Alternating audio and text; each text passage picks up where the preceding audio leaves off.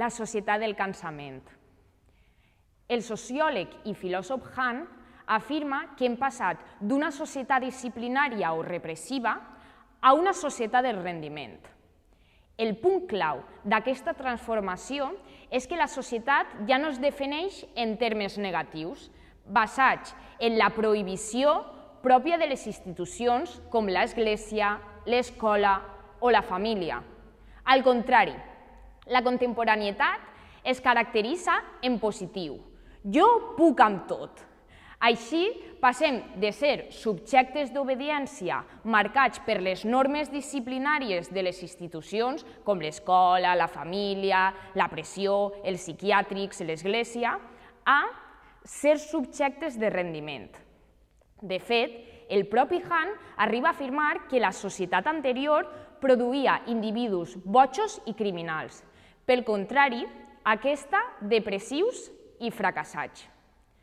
Abans es seguien les pautes o normes socials que dictaven les institucions i aquell o aquella que s'atrevira a qüestionar-les o no acatar-les es tildava de boig, de criminal, de desviada, una anomalia. Ara que aquestes normes no són tan clares ni tan fermes, som nosaltres mateix els que ens imposem viure baix unes normes productives inassolibles, sentint-nos quotidianament un fracàs. Aleshores, s'ha instaurat i normalitzat mecanismes d'autoexplotació i autooptimització propis del model neoliberal, a base d'un fals sentit de llibertat disfressat de realització personal. Aquesta nova configuració social exerceix violència sistèmica que dona origen al que anomenem infarts psíquics. És a dir, Han senyala que davant la pressió pel rendiment autoimposat per nosaltres mateixos, les malalties d'aquest nou segle són la depressió, l'ansietat i la constant sensació de cansament. Per tant, ens trobem davant de nous subjectes que s'exploten a si mateix voluntàriament, sense coacció externa, davant un jo ideal que pot amb tot.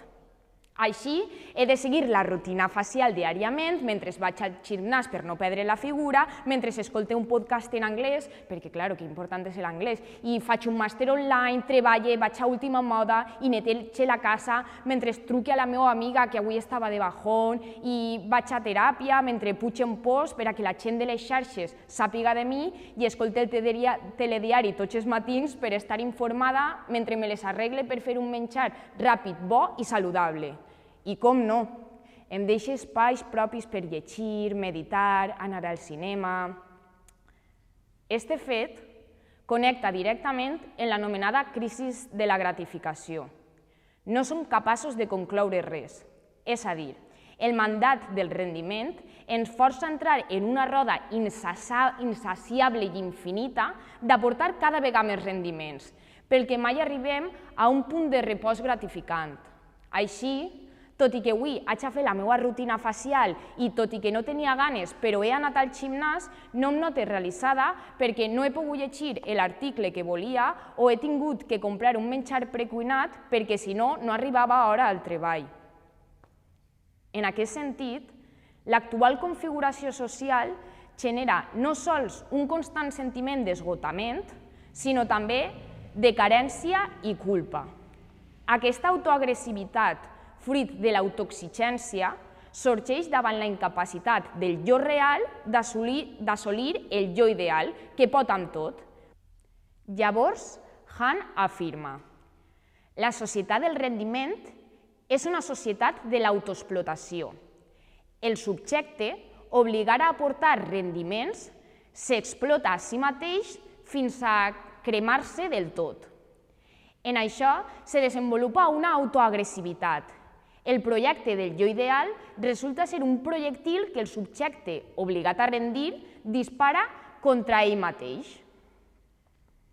En definitiva, aquest filòsof sud-coreà critica l'excés de positivitat que implica que nosaltres, com a subjectes de rendiment, dediquem tota la nostra energia fins al desgast, desgast en fer el que volem baix pautes altament exigents. Busquem no rendir-nos davant la promesa utòpica d'una vida exitosa i feliç, la qual desemboca en insomni, en retreig al final del dia per no haver realitzat certes tasques, la culpabilitat per no haver sigut productiu, inclús la depressió per no arribar a tals estàndards inassolibles de vida i del jo ideal. En aquest sentit, Cabanes afirma que existeix una lluita individual per ser constantment feliços. Per tant, la felicitat és vista com el motor principal de la vida, provocant, en conseqüència, major exigència personal. Així, ja no sols he de fer totes aquestes tasques que he nombrat abans, sinó que les he de fer amb un somriure a la cara i altament motivada. Es constitueixen aleshores ciutadans, un tipus de ciutadania individualista i consumista basada en la cerca de la pròpia felicitat. Per tant, el jo ideal d'aquesta societat és un jo altament motivat i decidit a l'èxit econòmic per ser feliç. A més, és l'individu en el seu projecte vital de construir-se a ell mateix i el seu futur en el que recau tota la responsabilitat, és amo del seu propi destí. Una de les conseqüències d'aquesta reconfiguració de l'individu basat en un projecte de construir-se a ell mateix implica la integració dels problemes estructurals com a propis. En altres paraules, trobem una conversió dels problemes socials en problemes individuals i psicològics. Si no t'han escollit en aquest treball és perquè no estaves tan motivat o no eres tan ambiciós.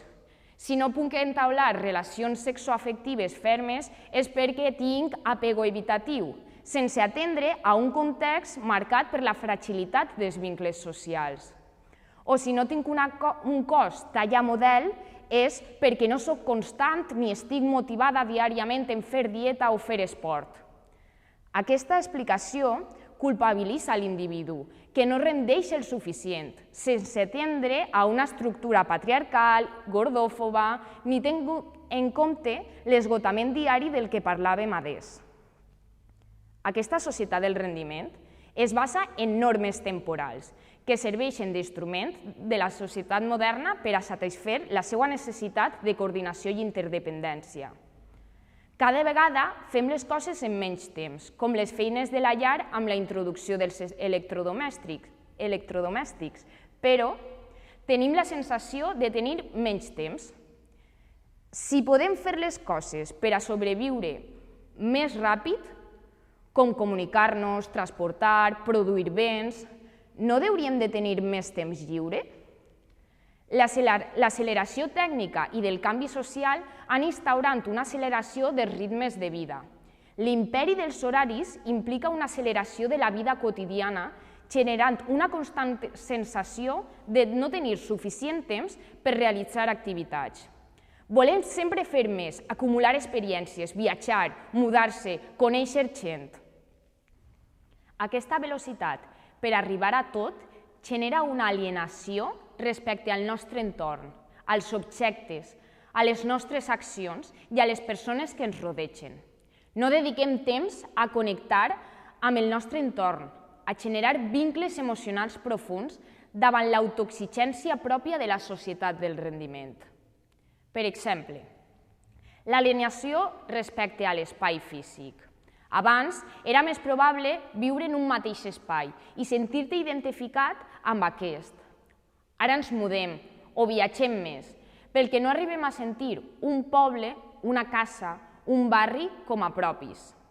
No ens arrelem o generem una identitat o emocions en els espais. També està l'alienació respecte a les coses. Per exemple, si se me trenca un objecte, compre un altre, no l'arregle.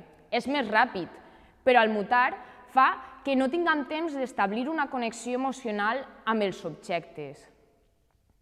L'alienació respecte al temps també és tenir moltes vivències però no incorporar-les com a experiència de les nostres vides, com és el cas de no recordar si he parlat amb una persona. També està l'alienació respecte als altres. Ara és més fàcil conèixer altres persones. Així, si tens algun problema amb algú, Més que solucionar-ho, està l'opció de buscar una altra persona. Tens més oportunitats de buscar algú que t'entenga millor, perquè no inverteixes energia en una persona que no connectes tant. Tenim menys relacions duradores, perquè per a generar-les necessitem temps, dedicació, per a que florisca la confiança i l'empatia. Així, coneixem a més persones, però ens sentim més soles. L'acceleració ha implicat la pèrdua d'espais de ressonància, on la vida ens commou. Llavors, no s'estableix una relació entre jo i el món de forma sana. El ritme frenètic propi d'aquests temps permet acumular més coses, objectes, experiències, persones, però corres el risc de no formar una connexió emocional profunda amb el que et rodeja. La ressonància és plorar mentre escoltes la cançó que t'agrada, emocionar-te quan la teua amiga té notícies bones, quan se't posen els pèls de punta al llegir un vers d'Estellés, o guardes en un caixó les polseres dels festivals d'estiu. El contrari a la ressonància és quan del món no et torna res, no implica, no t'impacta ninguna relació emocional, el que ens advoca, inevitablement, a una societat del cansament.